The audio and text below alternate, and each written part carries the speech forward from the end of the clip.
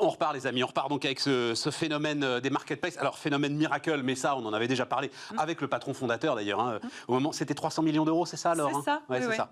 C'est ça, elle dit ça avec un petit air désolé. On n'a pas pu faire plus. Non, on est hyper fiers et hyper heureux. Ça va nous aider à nous développer très vite. Bon, mais de toute façon, ça marque. Alors, en fait, je n'avais pas pris la mesure du truc. Et depuis que j'ai découvert Miracle, les marketplaces, etc., je me rends compte du nombre d'entrepreneurs qui passent ici et qui, en fait, ne parlent que de ça. Ouais. C'est le décollage, c'est un phénomène, alors évidemment tiré par l'exemple Amazon, mais vous-même, vous vivez ce décollage et ce phénomène-là? On vit ce décollage, alors faut évidemment pas être cynique sur l'année 2020, mais ça a quand même été l'année de l'explosion des marketplaces. C'est un phénomène, si tu veux, qui existe beaucoup dans le B2C depuis longtemps. En fait, quand tu regardes le top 20 du e-commerce français, il y a déjà 13 acteurs qui sont des marketplaces. Donc la majorité des grands e-commerçants sont des marketplaces. Il n'y a pas que Amazon, il faut arrêter de parler que de Amazon. Beaucoup de clients Miracle, évidemment, qui ont développé leur propre marketplace. Parce que vous avez alors je ne sais pas si c'est du marketing ou si c'est de la conviction, ça doit être un peu des deux d'ailleurs, l'idée de donner justement des armes anti-Amazon. C'est exactement l'idée. Oui, parce que finalement, tout le monde a regardé Amazon pendant des années en se demandant comment ils arrivaient à croître, mais finalement, c'est assez simple. C'est un modèle économique qu'on appelle la place de marché, et ils appliquent les mêmes recettes. Donc, c'est très solide en B2C. D'ailleurs, on le voit, les chiffres du e-commerce B2C l'année dernière, le e-commerce a explosé parce qu'on ne pouvait plus acheter dans les magasins, ça c'est sûr. Ce qu'on sait moins peut-être, c'est que la croissance des marketplaces était 2 fois supérieure, presque 2 fois supérieure au e-commerce. Donc voilà, c'est un modèle... Décris ça parce que, alors c'est bête comme chou quand on le décrit, mais simplement il faut y penser. C'est un cercle vertueux finalement qui se met en place, hein, c'est ça alors? C'est assez simple. En fait, le modèle traditionnel de distribution, il est assez long en fait. Il faut identifier des produits, se mettre en contact des fournisseurs, négocier les prix, des stocks. Donc il y a un cycle qu'on appelle chez nous pipeline, étape par étape, très long. En fait, quand on bascule dans un modèle marketplace, on va chercher de la valeur dans un écosystème. Et cet écosystème, en quelques jours, tu peux décider, on l'a vu, voilà, un exemple concret l'année dernière, un de nos clients qui est Conrad, qui est un client allemand, B2B spécialisé, ils ont été capables en quelques jours de se retrouver à référencer pour leurs clients professionnels du matériel de protection lié à la crise Covid parce qu'ils ont enrôlé des partenaires, des marchands sur leur marketplace. C'est beaucoup plus rapide. Tu n'es pas responsable du stock, tu n'es pas responsable de la logistique. Non, et puis alors, je n'ai pas dit que tu étais directrice commerciale Europe de Miracle, mais je sens bien la directrice commerciale, c'est-à-dire votre angle d'attaque aujourd'hui, c'est le B2B. Enfin, l'un des importants angles d'attaque, c'est le B2B. Donc, tu vas me donner des exemples B2B, mais restons sur le B2C. Tu dis, Uber et Airbnb, en fait, c'est des marketplaces. Mais oui, bien sûr, tout ce dont on parle aujourd'hui, c'est des gens qui ont créé de la valeur sur des assets qu'ils ne possèdent pas. C'est quand même une révolution importante. Le plus grand équipementier d'automobile, qui est un de nos clients aujourd'hui, ne possède pas la majorité des pièces détachées qu'il vend. C'est qui, c'est Aramis? Non, c'est Agnel. Agnel, une belle entreprise française, une belle PME française qui s'est développée grâce à sa marketplace. Ils ont 13 millions de références de pièces détachées disponibles sur leur place de marché. Alors dis-moi, on rentre dans le truc. Alors on rentre dans le truc. Il se trouve, entrepreneur assez formidable, il s'appelle Alexis Frère-Jean, cofondateur de Vroomly. J'ai vu ça, Vroomly qui digitalise les garages. C'est très intéressant, allez voir l'interview, le truc est vraiment très très intéressant. Et donc ils font une marketplace pareil de pièces détachées automobiles. Et donc je lui parle de Miracle, il me dit mais pourquoi j'aurais besoin de... Je le fais moi-même. Pourquoi est-ce qu'on a besoin... Alors pourquoi, une fois qu'on a défini ce phénomène, pourquoi est-ce qu'on a besoin d'un expert des marketplaces? Visiblement, c'est pas très compliqué à faire.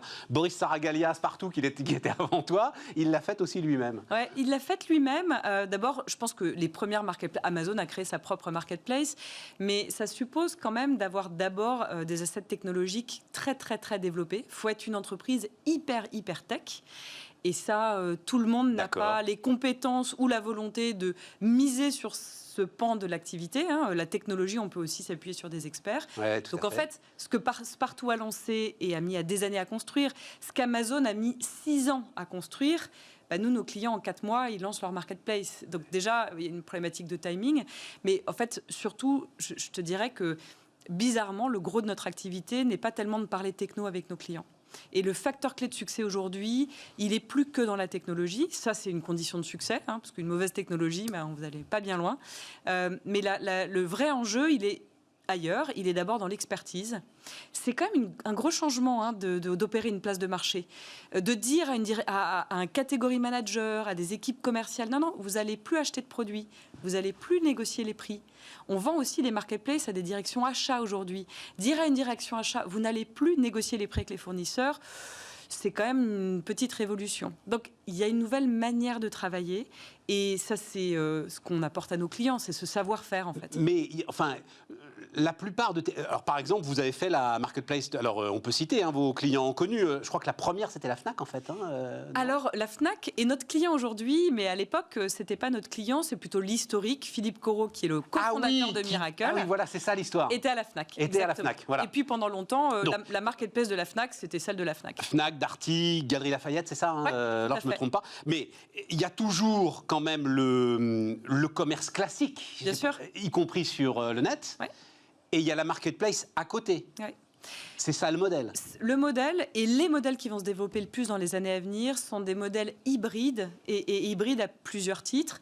Il ne s'agit pas de remplacer son activité par de la marketplace. Ce n'est pas du tout le sujet. Il s'agit en fait... Parce que le risque là, c'est de perdre de l'identité quand même. Il faut être hyper agile. Et pour être agile, tu ne peux pas t'appuyer simplement sur un modèle qui est très lourd en assets, qui est de posséder 100% de ton stock. On le vit dans notre vie privée, en fait. On a arrêté d'acheter forcément des CD et des DVD. Non, mais c'est exactement la même chose.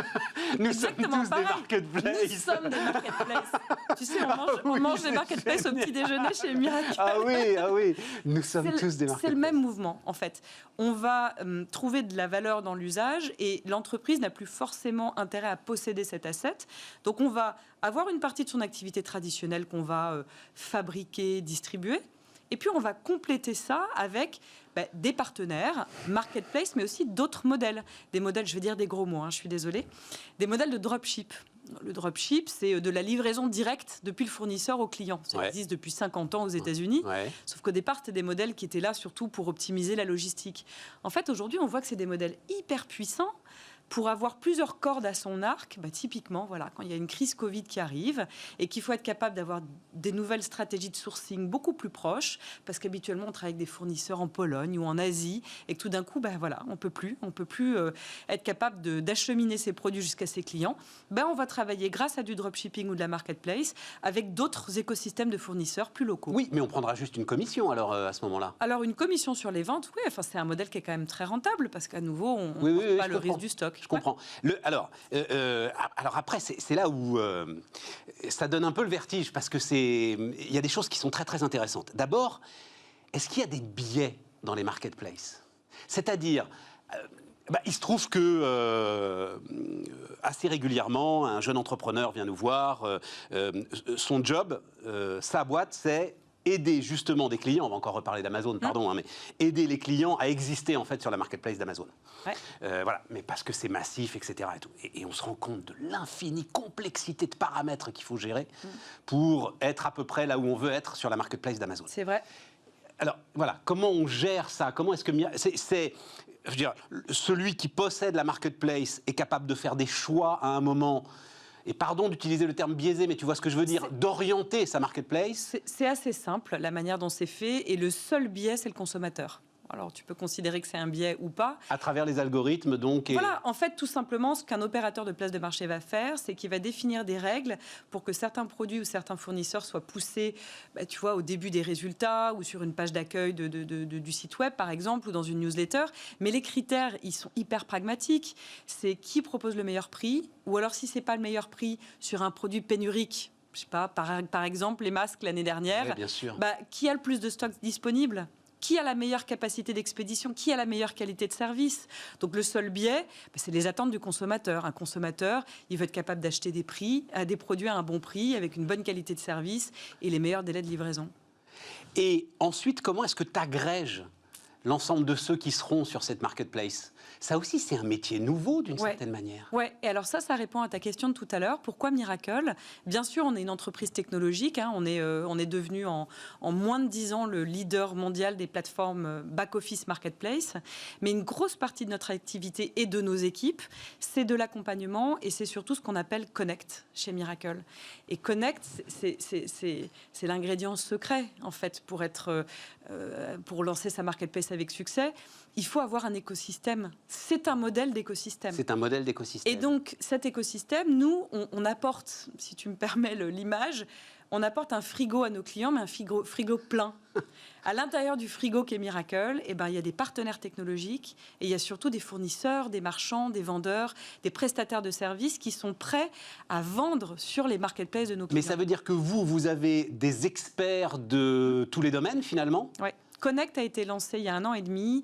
On a une croissance, par exemple, sur les 6 derniers mois. Non, mais attends, je précise ma question. C'est-à-dire, vous êtes capable de dire tel distributeur va lancer sa marketplace, ce qui va être en affinité avec ta marque, c'est tel produit, et on peut te proposer tel fournisseur. Oui, parce qu'on a 350 clients dans le monde, dans 40 pays. Donc, on est devenu une forme d'observatoire des marketplaces, quand même. Ouais, c'est ça. Et on est très heureux d'être dans cette position, ce qui fait que nos propres ressources, Connect, vont aller chercher des PME, des fabricants internationaux. Et donc, effectivement, on va nous-mêmes recruter les partenaires que nos futurs clients vont vouloir avoir sur leur place de marché. Alors c'est là qu'on en vient à ce que tu disais, mais un tout petit peu trop vite. Ça transforme en profondeur le métier de vendeur et le métier d'acheteur. Mais alors, vraiment en profondeur. Oui, c'est une manière d'opérer qui est très très différente pour eux. Je te donne un exemple que je trouve le plus parlant. Prenons le métier des achats. Ouais. Le métier des achats, en principe, c'est une fonction support. C'est une fonction stratégique, mais c'est quand même une fonction support. Grâce à la marketplace, ils peuvent finalement devenir un centre de profit. C'est ce qu'on constate, par exemple, avec notre client Accor. Accor a décidé de lancer une marketplace interne.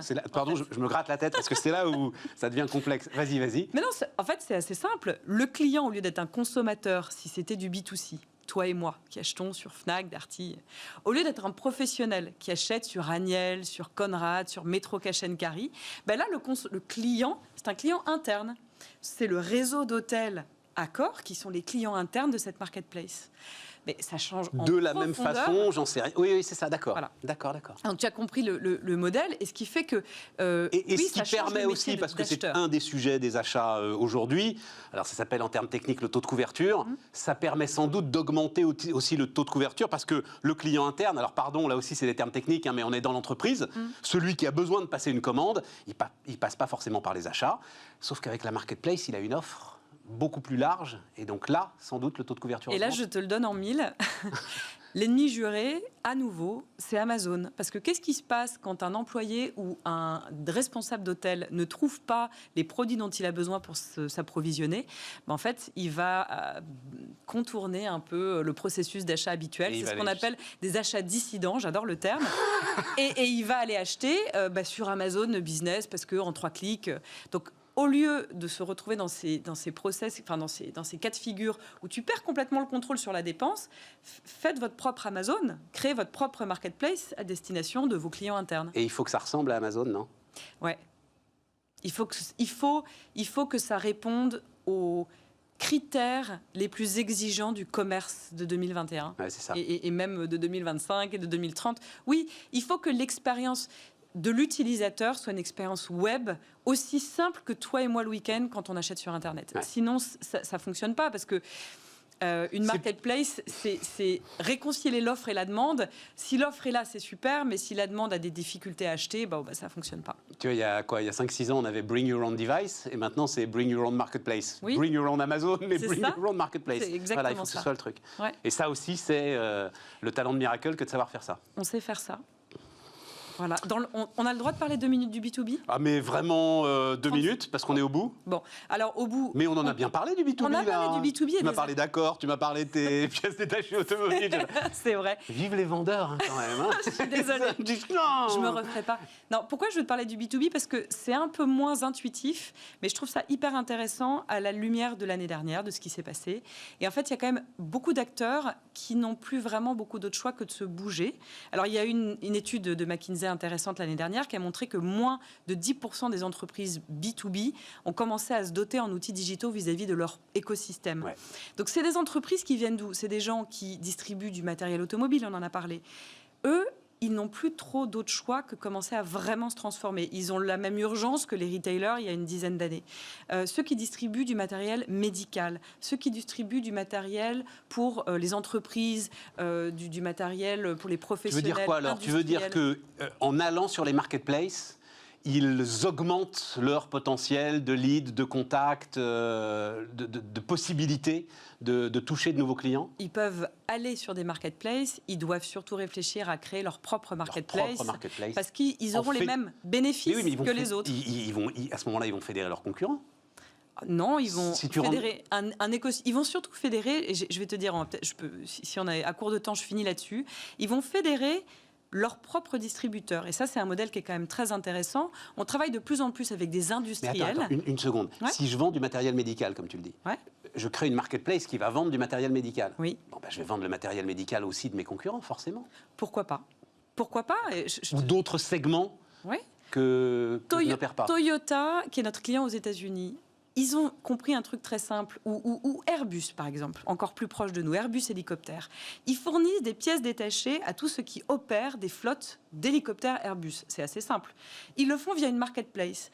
Pourquoi? Parce que pour la première fois, ils ont trouvé un modèle qui permet d'animer leur écosystème de distributeurs au lieu de les contourner et de créer un site web qui devient un concurrent. Donc, ils permettent à leurs distributeurs de vendre, mais tu as raison, pourquoi se limiter aux pièces détachées Airbus ? À un moment donné, celui qui opère cette flotte, il a d'autres matériels et c'est simple à trouver sur la place de marché. Laure Le Gall, la directrice commerciale Europe de Miracle, nous expliquait cette révolution des marketplaces. Les amis, on se retrouve dans un instant.